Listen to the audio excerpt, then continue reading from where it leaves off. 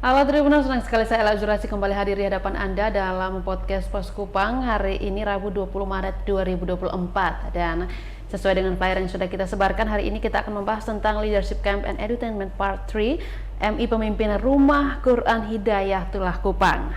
Dan ini Tribuners sekalian sudah melihat ya bahwa di samping saya telah hadir ketiga narasumber kita yang luar biasa.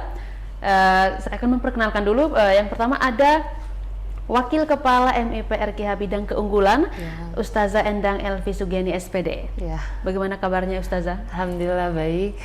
Puasanya lancar? Alhamdulillah lancar. Oke, Tribuners sekalian, narasumber yang berikutnya ada siswa dari MIPRKH Bidang MIPRKH ya, Kupang ya. Ada Syailendra Ahtar. Ya. Bagaimana kabarnya? Alhamdulillah baik. Sudah mulai puasa ya, ada ya? Iya. Lancar ya? Lancar. Oke, luar biasa ya. Ini Tribuners sekalian, jangan kemana-mana karena kita akan membahas beberapa hal yang mungkin Tribuners sekalian akan tertarik ya tentang sekolah yang satu ini. Ya, narasumber yang berikutnya adalah Adik Husna Amalia. Bagaimana kabarnya? Alhamdulillah sehat.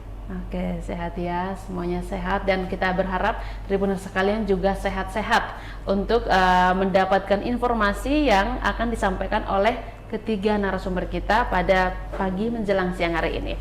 Saya ke Ustazah dulu nih untuk terkait sekolah MI Pemimpin Rumah Quran Hidayatullah Kupang sendiri. Mungkin ada Tribuners yang belum terlalu familiar dengan sekolah ini. Bisa dijelaskan sekolah ini berdiri sejak kapan? Baik, kalau sekolah ini sendiri berdiri sejak tahun 2019. Tempatnya di Kelapa Lima, Jalan CR Jemai nomor 6. Oke. Dan sejak tahun 2019 sampai saat ini total siswanya sudah berapa? Kita sekarang sudah sekitar 92 siswa dengan jumlah kelasnya 5 rombel. Oke. Jadi luar biasa, para guru juga sangat ini ya, sangat aktif ya untuk memberikan pengajaran-pengajaran. Ya betul. Oke. Tapi sejauh ini program-program yang diadakan di MIP ini sendiri, hari ini kan kita akan membahas Leadership Camp. Tetapi selain Leadership Camp tentunya ada ya program-program yang lain. Sangat banyak malah programnya. Sangat banyak. Bisa di-spill kepada Tribuners? Ya baik, kalau untuk program kita sendiri ada goal dari sekolah kita, ada beberapa program, yaitu yang pertama ada hafal Quran, ada program hafalan hadis. Jadi kalau hafalan hadis itu kan ada hadis pendek dulu, plus dengan perawinya, setelah itu baru masuk ke hadis arba'in. Yang berikutnya ada bahasa asing, yaitu bahasa Arab sama bahasa Inggris. Setelah itu kita ada IT juga. Jadi ada lumayan beberapa program dengan kita ada ekskulnya juga. Jadi kita ada ekskul yaitu untuk sekarang sementara ada futsal, terus ada cooking class, sama ada marawis juga. Jadi itu menjadi kita punya ekskul dan program unggulan sekolah kita. Oke. Berarti ini ada ini padat juga ya jadwalnya ya? Iya sangat, makanya sekolahnya dari pagi sampai sore. Oke. Tetapi mereka tetap semangat ya? Sangat, karena kita kalau siangnya itu mungkin kita akan buat model pembelajarannya itu model pembelajaran yang asik biar anak-anak tidak boring gitu. Iya. Jadi siang itu kebanyakan anak-anak kita pakai model pembelajaran yang belajar sambil bermain sampai sore. Jadi insya Allah mereka itu masih fit, masih semangat sampai sore. Oke, jadi malah ketagihan untuk terus belajar ya? Betul. Oke, nah ini untuk leadership campnya sendiri, sudah sejak kapan dimulai di sekolah ini? Kalau kita sudah 3 tahun kita sudah adakan, plus dengan edutainment juga sebenarnya. Kalau untuk leadership camp, karena ada salah satu program unggulan kami juga, yaitu camp juga. Jadi dia ada 4 tema Kak. Campnya sendiri ada 4 iya, tema? ada 4 tema. Kalau leadership itu salah satu dari temanya itu. Jadi kita ada Arabic camp, ada English camp, ada leadership camp, sama Quran camp. Jadi nanti kita kegiatannya itu sebulan sekali. Masing-masing beda-beda tema ya? Iya, jadi contoh bulan ini kita masuk Arabic camp, nanti bulan depan English camp, nanti di selang-seling.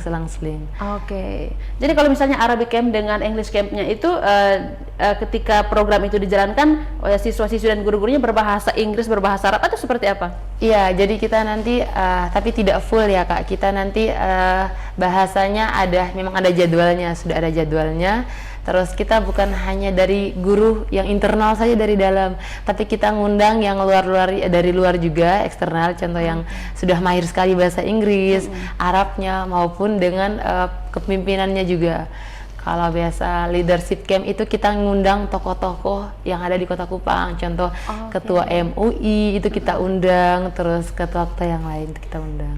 Oke, berarti ini memang basic pengetahuannya itu ditanamkan dari dasar ya? Iya, betul. Wow, luar biasa ya. Dan baik, sebelum saya lanjut ke pertanyaan berikutnya ke Ustazah, saya ke adik-adik yang berdua ini dulu ya, Tribuners ya. Nah, untuk adik Ahtar sendiri, sudah berapa kali ikut leadership camp? Sudah sekitar lebih dari 10 kali. Lebih dari 10 kali, ini semangat sekali ya. Bagaimana ketika pengalamannya ketika mengikuti? Asikkah? Seru? Asik, sangat seru. Sangat seru. Tidak membosankan. Tidak membosankan ya. Lebih pilih ikut camp atau bermain dengan teman-teman yang di luar sekolah? Ikut camp. Ikut camp. Iya. Luar biasa. Ketika di camp itu belajarnya apa saja? Kadang Al-Quran, hadis, dan doa. Oke. Dan ada Ahtar senang ya, senang mengikuti. Sangat senang. Oke. Kalau ada Husnah sendiri, sudah berapa kali ikut camp? Sudah belasan kali. Sudah belasan kali ya. Seru juga ya? Seru. Ketika pertama kali mengikuti itu tahun berapa? Tahun 2021 kalau nggak salah. 2020. Kelas berapa itu? Kelas 3. Oh, kelas 3 SD. Sudah langsung semangat ikut ya? Iya.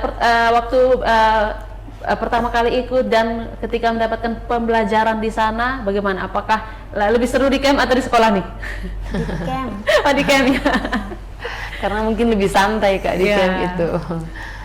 Oke. Kalau untuk Arya Husnah sendiri, sekarang sudah kelas berapa? Kelas 5. Kelas 5. Ini pasti setelah tamat pasti akan sangat rindu ya camp-camp itu. Dan pelajaran-pelajaran yang ada di sekolah ya. Iya. Oke, ini luar biasa ya Tribuners sekalian. Saya ke Ustazah lagi nih, terkait dengan campnya dan edutainmentnya ini sendiri. Untuk tema-tema yang diusung itu lokasinya berbeda-beda atau di tempat yang sama? Oh iya, kalau kita lokasinya itu kita beda-beda. Jadi kita kadang sesuaikan dengan kondisi, dengan cuaca juga Kak. Kalau memang biasanya hujan, kita carinya tempatnya yang ada bangunannya yang bisa menampung anak juga. Tapi kalau dia cuacanya bagus, kita biasanya pakai lokasi yang benar-benar yang luas begitu. Jadi kemarin kita sempat adakan itu di Sekolah Alam Manusak di Kupang Timur kalau tidak salah. Setelah itu di Batakte, di Pondok Pesantren, di Sufa Alak juga kita sudah pernah adakan, di sekolah juga. Jadi kadang selang-seling kita adakan biar anak juga kalau kita ngadakan di sekolah itu mereka tidak bosan. Jadi kita sering adakan di luar dengan challenge yang pasti dan challenge yang berbeda-beda. Berbeda-beda juga ya. Dan menantang untuk mereka. Dan itu membuat mereka lebih dekat dengan alam dan lain sebagainya. Betul, seperti dan itu ya? mereka lebih senang kalau apalagi kalau nuansa alam gitu lebih senang. Tidak peduli mau kotor atau apa, tidak peduli. Oke, jadi lebih seru bermain di sana ya daripada Betul sekali. daripada bermain di lain tempat ya, Arya Ahtar ya? Iya. Oke. Nah, kemudian untuk program ini sendiri, leadership camp-nya ini sendiri, pendaftarannya sudah dibuka ya? Iya, kita sudah buka pendaftaran dan sekarang sudah masuk gelombang kedua dengan kuotanya itu sekitar 50 saja, kita terima 2 rombel. Jadi kita sistemnya siapa cepat dia dapat. Oke. Iya. Berarti kuotanya dibatasi. Betul, dibatasi Kak. Oke, untuk gelombang kedua ya? Untuk gelombang kedua Iya. di tahun ini 2024 2025. Oke. Ini luar biasa Tribuners. Untuk yang penasaran mungkin ingin anak-anaknya ikut ambil bagian dalam program-program ini, mungkin bisa mendaftarkan diri di sekolah ini ya, Iya, supaya bisa betul mendapatkan sekali. manfaat dari program-program Iya. yang ada ini. Luar biasa. Kemudian untuk leadership camp dan edutainmentnya ini sendiri satu paket. Mungkin bisa dijelaskan kepada Tribuners pembelajaran-pembelajaran yang diberikan. Oh, iya. Kalau untuk leadership camp sama edutainment, kalau sebenarnya edutainment itu program untuk orang tua, Kak. Jadi kita ada program sama orang tua setiap tahun. Kita buatkan games-games, tapi games-games edukasi sama orang tua. Jadi di mana orang tua itu kita sebelum kayak 2 pekan sebelum hari H gamenya atau kegiatannya, kita sudah membagikan kisi-kisi dalam bentuk soal-soal. Jadi ada soal-soal untuk family. Jadi kayak soal-soalnya itu seperti kayak cerdas cermat family begitu. Jadi dan orang tua itu sangat antusias, mereka sambil belajar, bahkan kadang orang tua curhat, Ustazah kita ini sambil masak tapi sambil belajar ya. Sambil masak, sambil ngasuh anak, sambil belajar. Tapi dengan adanya seperti itu, jadi itu sebagai menambah pengetahuan orang tua. Jadi ketika kalau di rumah anaknya tanya ke orang tua, Mama, presiden kita yang kedua itu siapa sih? Jadi setidaknya orang tua yang itu dia sudah belajar, oh ini. Mama, nabi kita yang terakhir itu siapa sih namanya? Oh sudah dari situ. Jadi itu memang gamenya itu membantu untuk orang tua juga, pengetahuan orang tua juga. Jadi kami sengaja adakan. Oke, itu diadakan di saat yang sama dengan campnya anak-anak atau berbeda? Ya, biasanya itu kita adakan pada saat bersamaan dengan camp juga, tapi kadang kita adakan sendiri. Jadi kalau kemarin yang bersamaan dengan leadership camp kami adakan di sekolah Alam Manusak, itu selama kurang lebih 2 hari full. Jadi 2 hari itu anak-anak nginap di sana, terus hari Sabtu berikutnya itu orang tua yang ke sana untuk mengikuti. Ini seru ya. Ada Akhtar, bagaimana rasanya ikut camp sama orang tua? Seru. Seru ya. Bagaimana orang tuanya mendukung ya? Ada Akhtar ikut setiap kegiatan. Oke. Kalau ada Husna sendiri, dukungan orang tuanya bagaimana? Dukung juga untuk? Iya, dukung. Oke, ini keren ya, luar biasa. Orang-orang tuanya juga memberikan support sehingga anak-anak tetap semangat untuk tetap mengikuti setiap proses yang ada. Oke, ada Akhtar kelas berapa? Kelas 4. Kelas 4. Oke, ada Akhtar kelas 4, ada Husnanya kelas 5 ya. Ini sudah sedikit lagi sudah mau selesai ya. Kalau di sekolah sendiri pelajarannya bagaimana, Adek Akhtar? Pelajarannya Ya, pelajarannya yang dipelajari apa saja tuh di sekolah?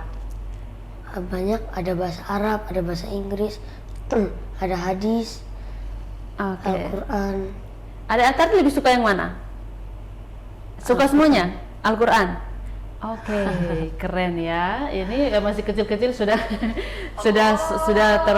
terinspirasi untuk belajar seperti itu. Mungkin Kakak Tiara juga bisa ikutan belajar ya.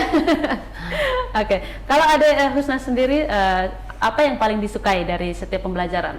Pelajaran hadis. Hadis. Iya. Oke, ini keren ya anak-anaknya ya. Dan hadisnya itu lumayan panjang-panjang, Kak. Saya sendiri kadang insecure sama mereka. Luar biasa. Dan kalau ini untuk Ananda Husna yang ini, beliau sudah hafal 3 juz Al-Quran. Terus hadis arba'innya sekarang sudah masuk ke 30. 30. Iya, 30. masuk 30. Oke. Ini berarti sepanjang hari itu waktu untuk bermainnya benar-benar ada pernah waktu untuk bermain atau semuanya dipakai untuk belajar? Sesuai waktunya. Sesuai waktu. Berarti sudah manajemen waktunya iya. ya. Oke. Bermainnya berapa jam? Belajarnya berapa jam? Tuh. Kadang ada bermain sambil belajar juga ada. Ya, Jadi itu seru anak tuh juga ya. tidak terlalu boring. Oke, ini keren ya. Jadi sistem pembelajaran yang diterapkan di MIP ini sendiri juga menyenangkan ya, sehingga alhamdulillah. anak-anak tidak bosan belajar dan malah ketagihan untuk terus belajar. Betul. Keren sekali ya Tribuners ya. Dan untuk mungkin bisa disampaikan kepada Tribuners juga Ustazah syarat-syarat untuk masuk ke MIP Rumah Quran Hidayatul Kupang ini.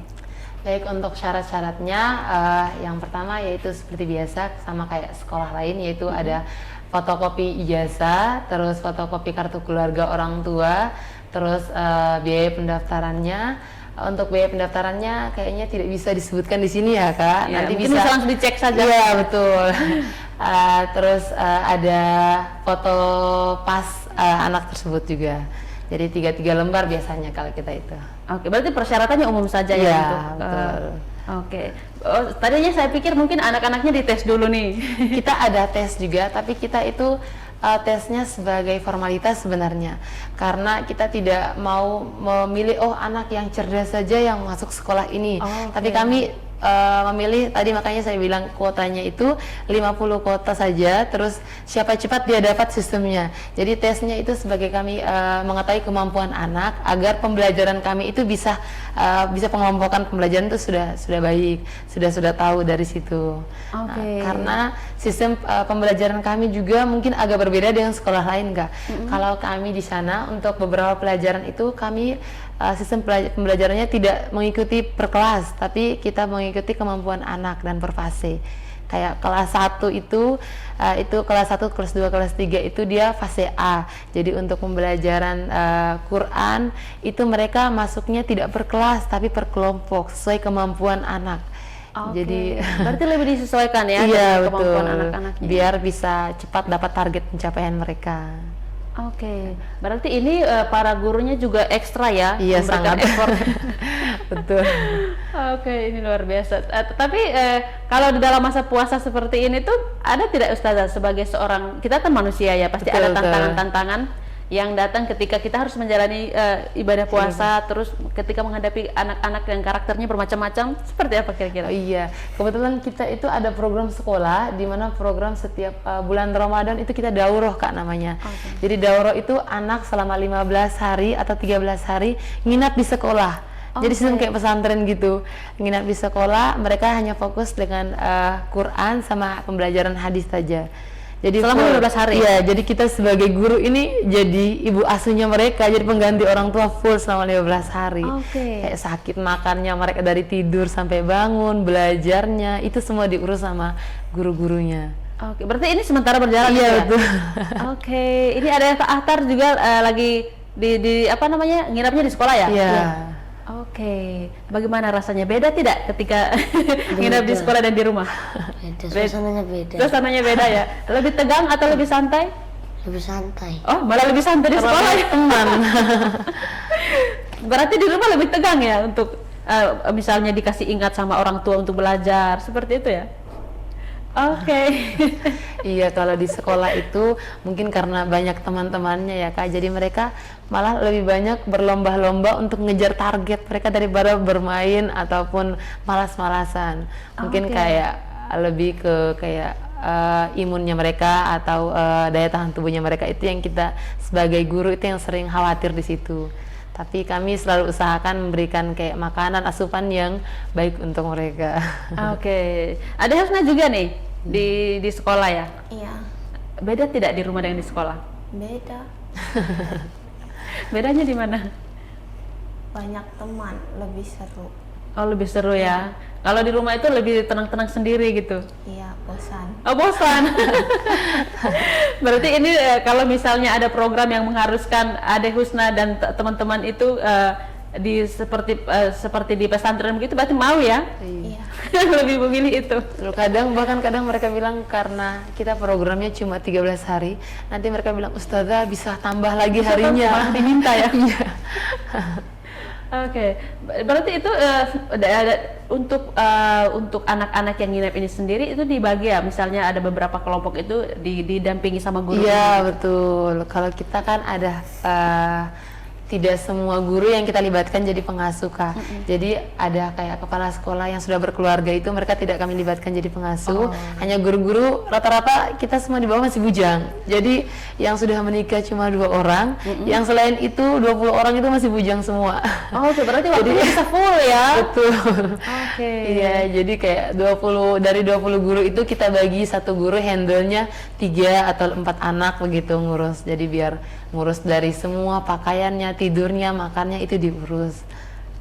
Ini jadinya seru juga untuk para guru. Iya, dan challenge untuk kami karena kami juga mohon maaf karena belum berumah tangga, belum pernah mengurus apa ya, betul. Jadi kalau pas itu pada saat kalau daurah itu ya di situ kami benar-benar belajar juga cara mengurus anak seperti apa dan memahami psikolog mereka juga yang berbeda-beda juga. Berarti ini juga bisa semakin menguatkan chemistry nih antara para guru dan juga Betul siswa sekali, ini. iya. Wow, luar biasa ya. Ini untuk pendidikan karakternya berarti tidak perlu diragukan lagi Iya, ya. alhamdulillah. Oke, luar biasa sekali Tribuners. Nah, kemudian untuk kalau selama perjalanan dari 2019 sampai 2024 sendiri, itu untuk pendaftaran masuk ke sekolahnya itu apakah di apa namanya, misal ada orang tua yang ingin anaknya bersekolah di situ, tetapi mungkin kuotanya sudah terbatas, tetapi mereka kepengen saja di situ. Ada pernah seperti itu? Iya pernah Bu, pernah. Itu bahkan sering kita alami seperti itu. Jadi kayak kuotanya, karena kita kan sekolahnya masih baru juga, jadi otomatis per tahunnya itu kita batasi kuotanya. Jadi kadang mereka bilang, kenapa tidak dilebihkan? Kita khawatirnya karena tidak cukup untuk gedungnya atau ruangannya. Karena sekolah kita juga dalam proses pembangunan, jadi sambil bangun sambil berjalan sekolahnya.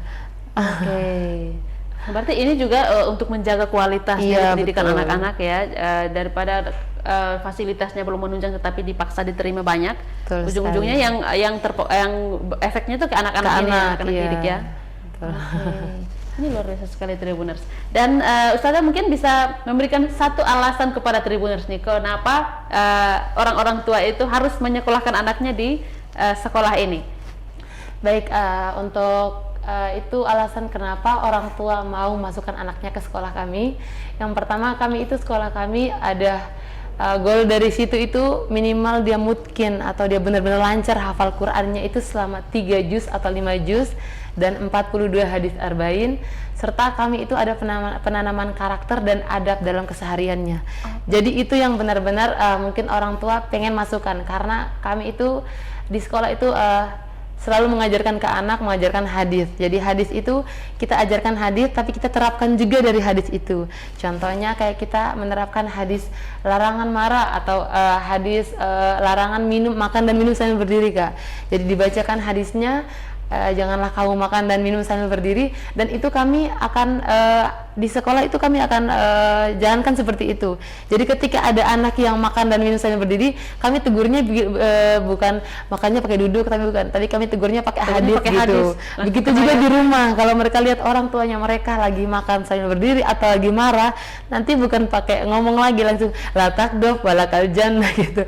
Jadi itu yang bikin mungkin orang tua banyak yang minat anaknya masuk, karena pembelajaran kami seperti itu. Karena kami itu sistem sekolahnya kami itu sebagaimana yang sudah Nabi terapkan, yaitu kita itu belajarnya itu adab dulu baru ilmu. Jadi kalau banyak mungkin anak-anak zaman sekarang itu mungkin banyak krisis adabnya, Kak. Jadi takutnya dengan orang tuanya itu jawabnya tidak kontrol, tidak sopan. Begitupun dengan orang banyak. Jadi itu yang kita selalu terapkan ke anak-anak. Oke, ini memang adalah sesuatu hal yang dibutuhkan, karena penanaman karakter itu memang harus dilakukan sejak dini ya. Dan ini adalah langkah yang tepat untuk para orang tua yang ingin memasukkan anak-anaknya menempuh pendidikan di MI Pemimpinan Rumah Quran Hidayatullah Kupang ya. Betul, Kak. Oke, ini luar biasa sekali. Dan ini ada Akhtar sendiri setelah dari MIP nanti mau lanjut kemana kira-kira? Mau mondok. Wow. Ini sangat luar biasa. Ini pasti orang tuanya sangat bangga sekali. Iya, karena ada orang tua yang mungkin mereka khawatir masukkan anak ke sekolah luar, bukan karena sekolah luar tidak bagus ya, Kak. Karena mungkin anak sudah ada bekal hafalannya. Kalau di pondok itu sudah pasti hafalannya juga dituntut terus, adabnya juga terus dijaga terus. Jadi orang tua pengen yang terbaik anaknya, jadi mereka kebanyakan sih setelah dari situ masukkan ke pondok, ataupun ada mungkin mereka masukkan sekolah-sekolah yang punya program hampir sama kayak sekolah kami, biar terjaga hafalannya sama adabnya mereka. Oke, jadi jangan sampai buyar ya. Iya, atau hilang selama ini ya. Khawatir. Oke, ada Husna juga mau mondok atau? Mau mondok juga. Mau mondok juga, luar biasa sekali ya ini Tribuners sekalian, bahwa ketika ada banyak sekali anak-anak yang lebih memilih itu bermain kesana kemari, dua siswa dan siswi ini lebih memilih untuk mondok dan memperkuat ilmu yang sudah mereka dapat selama belajar di MIP Rumah Quran Hidayatullah Kupang. Ini sangat luar biasa sekali Tribuners. Dan ini kita sudah berada di akhir acara ya Ustazah ya. Untuk itu saya meminta Ustazah untuk memberikan closing statement kepada Tribuners yang sudah setia menyaksikan kita dari awal podcast sampai saat ini. Baik, terima kasih kepada Tribuners yang telah mengundang kami, dan kami sangat antusias dan sangat berterima kasih sekali. Mudah-mudahan ini sebagai silaturahmi kita yang jangka panjang, bukan hanya di sini, dan Tribuners lebih sukses lagi ke depannya, lebih bagus lagi ke depannya. Baik, terima kasih Ustazah. Dan ada Akhtar, terima kasih ya sudah hadir di sini. Ada Husna, semoga apa yang sudah disampaikan tadi bisa memberi motivasi untuk teman-teman di luar sana yang mungkin saat ini mungkin masih bingung ya mau kemana gitu. Mungkin dengan apa yang sudah disampaikan oleh Ustazah dan Ade Akhtar dan juga Ade Husna, teman-teman sekalian juga bisa termotivasi untuk lebih banyak belajar lagi, dan mungkin kalau bisa ada orang tua juga sudah kepikiran untuk mendaftarkan anaknya di MIP Hidayah, Rumah Quran Hidayatullah Kupang. Baik, Tribuners, itu dia perbincangan kita bersama ketiga narasumber pada siang hari ini. Akhir kata saya Ela Uzurasi mewakili seluruh kru yang bertugas mengucapkan terima kasih dan sampai jumpa. Salam sehat.